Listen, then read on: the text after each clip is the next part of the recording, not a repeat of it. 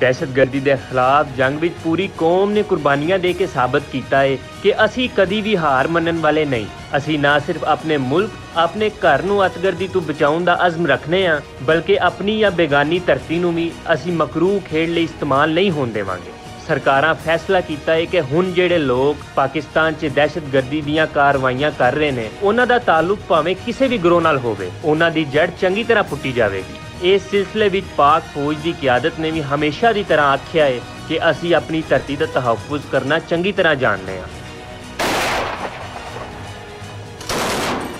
इहदे च कोई शक नहीं कि अतगर्दी पाकिस्तान का सब तो वड्डा मसला है। इसे वजह तो साडी मुईशत ते तरक्की भी बुरी तरह मुतासर हो रही है।